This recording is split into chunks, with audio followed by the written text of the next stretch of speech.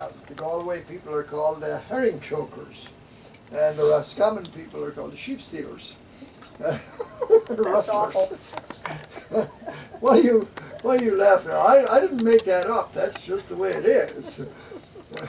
All right, Sheila. Welcome, Sheila.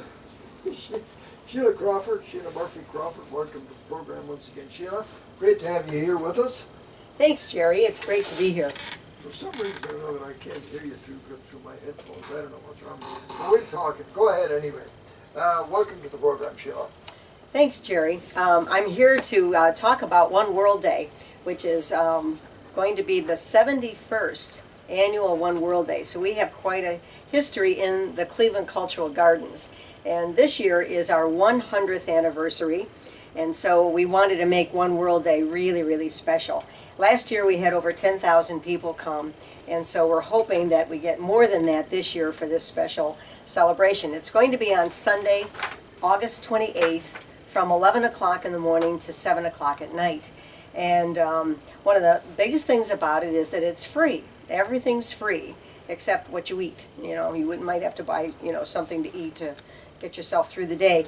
But to start off, the parking is free at the VA hospital at 105th and Martin Luther King, or at the Metro Parks up north, right on the lake, at 90 there. So the parking's free, and then there's a free shuttle that'll take you to the start of the gardens.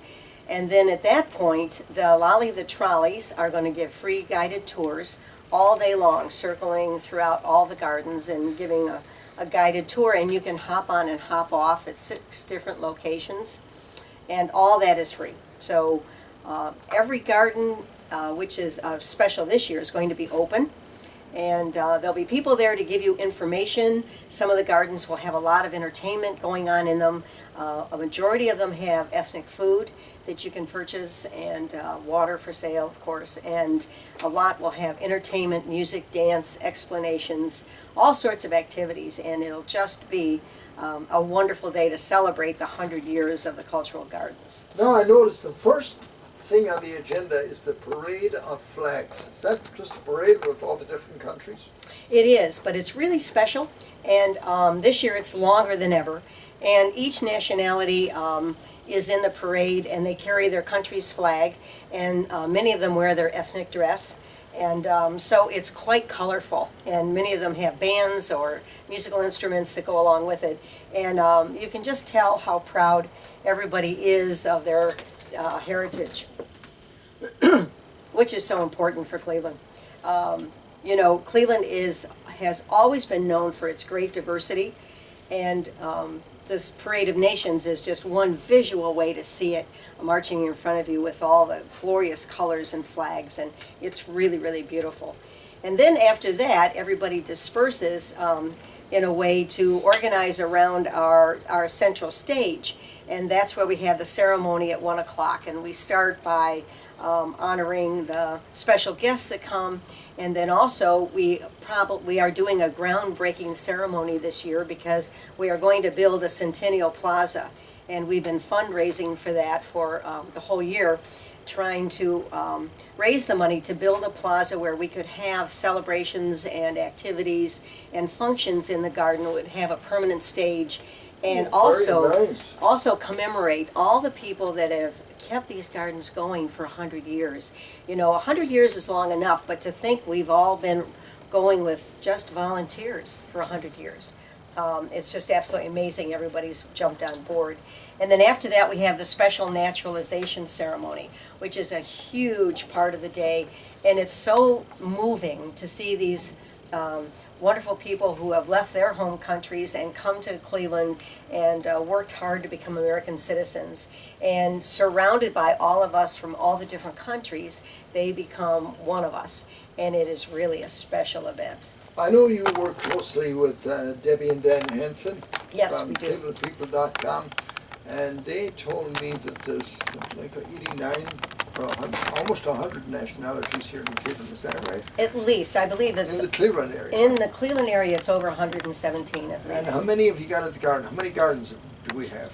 Well, we have 30 gardens that are up and built, and then we have 7 gardens that are in the process, which means they have land and they're in the process of raising money and making their designs and getting everything approved and started.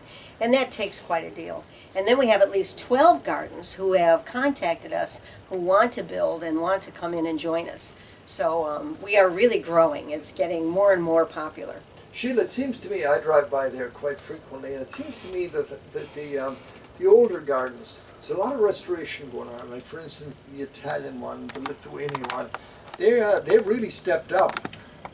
They really have. You know, since the Irish Garden went through our big restoration project back in 2007, we started. And the idea was that if we got started and showed what could happen if you just took your garden and really tried to make it as best as you could, that we would inspire other gardens to do the same thing. And sure enough, it's happened, because the Italian garden has done a tremendous job renovating theirs. And the Hebrew garden is in the process of a $250,000 renovation project, which will be done by One World Day. So many of the older gardens have had to go in and redo things after 70 years. It just takes a lot of work to keep them up and make them look good. Now, we would be remiss if we didn't mention Eddie Crawford as kind of spearheading the drive. And I know you were delighted, you and your family were delighted to see Eddie come along. Absolutely. And take the leadership role there to make that happen. Absolutely. That, you know, that was one of Eddie's ideas, was that he loved the garden. His mom took him there when he was a child, and he wanted to make it the best garden. And he thought if he really stepped up the Irish garden, that the others would follow. And I think it's proven to be true, you know. Okay. And of course, I'm not bragging here, but our Mayo Society has also stepped up, and I think at my last count we've donated, I think it's around $30,000 to the Irish Garden. Yes, we are so grateful for your support. Right. It's really been tremendous. Yeah, we hope to continue to do that, because you can restore these gardens to their original, but if you can't keep it restored, the maintenance on these type of things is essential. Absolutely, absolutely. So you have a crew that volunteers.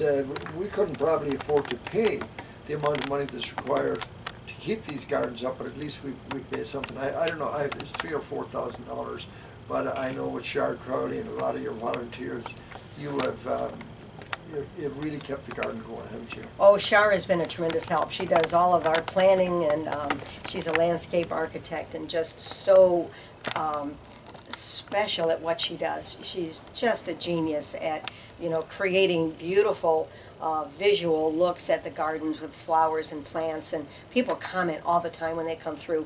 And then she'll send out an email. We have a list of volunteers, and she'll say, well, it's time to work in the garden. See you next weekend at such and such time. And then everybody shows up and digs in, and either weeds or plants or rakes or He always whatever. sends me an email when I'm practicing my golf. Oh my goodness, Jerry. That's practice time with Kevin Sullivan. If I don't show up, I'll never become good at golf. So it's either gardening or golf. Did you hear me on the complaining a little while ago? My daughter Mary sent me a picture of a deer eating all my flowers in my yard. No. I was going nuts. The I nerve. wanted to leave the program and go home and get my rifle and start shooting. Oh, I have so many pictures. Yeah, you're not on Facebook, but I put a lot of pictures of the flowers out on Facebook, and I just love looking at them. I take my phone out and look at my flowers and see the results of my labor, and then a darn deer chawing on them. Oh my goodness, the nerve. I know. It's really not funny, but you're pointing at. Oh, you're pointing at Sheila. Did anyone ever tell you shouldn't point? It's okay, Colin. Colleen, I didn't mean that. I didn't mean that. Sheila and I are back talking business again.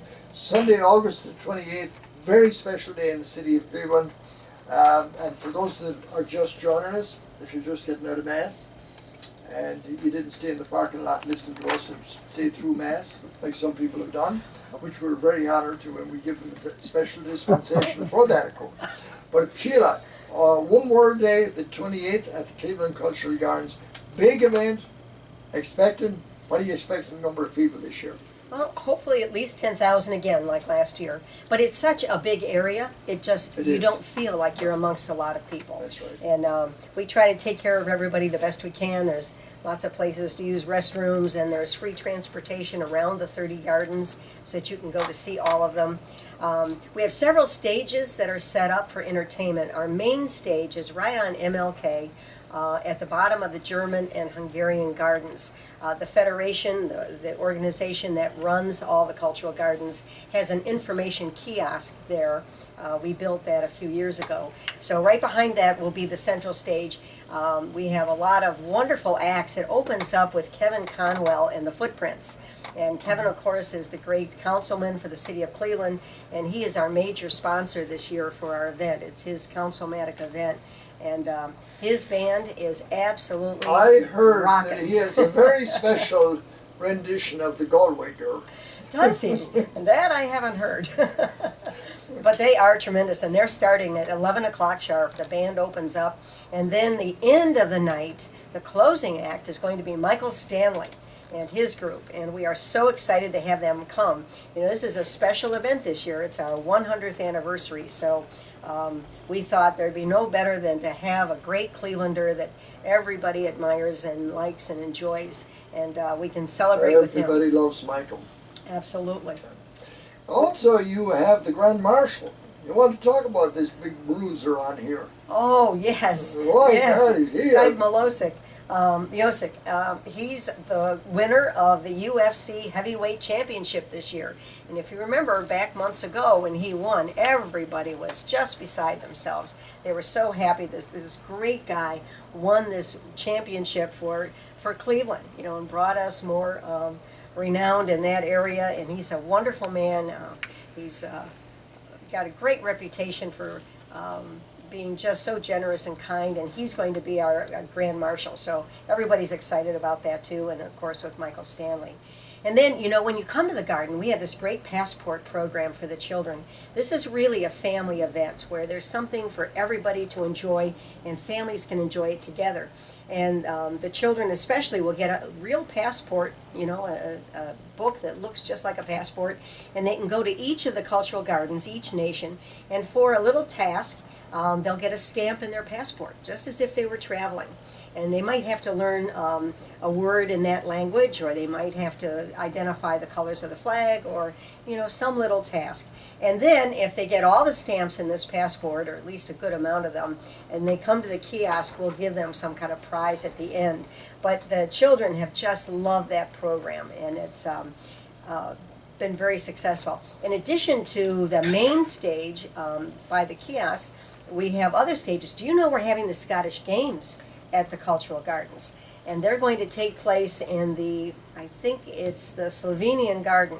And they have a lower area where there's a lot of open space and grass. And the Scottish Games are coming to have competition. They have at least 40 Whoa, competitors signed up. So it's going to be a great event. When is that taking place? That'll take place in the afternoon, I think around 2 o'clock, the Scottish events. Oh, And then for the first year, we have a beer garden in the Cultural Gardens. And it's going to be up on the East Boulevard next to the German Garden. And the Hofbrauhaus is coming. And they're going to have all of their delightful things to eat and wonderful beer. And it'll be all Put a closed off. chain link fence around that, because if Eddie and JC get there, there'll be no beer for anyone I else. see. Well, you know, Slyman's is coming too, and Corned beef, huh? they were a tremendous hit last year. So, in addition to that, there's a lot of different ethnic professional vendors, but also many of the nationalities are going to bring their own homemade national treats, and it'll be just wonderful from one end to the other. I don't know how you can take a bite out of a Slimin sandwich. It is huge. Well, you have to work at it. Oh my gosh, yeah, you start at the side and It's a chop. project. It's a project. It Maybe really a fork is. would help. Oh, there's a whole dinner there. Absolutely. I just wanted to say, I got a little message here from my husband, Brian, You that did? Parma, the UFC heavyweight champion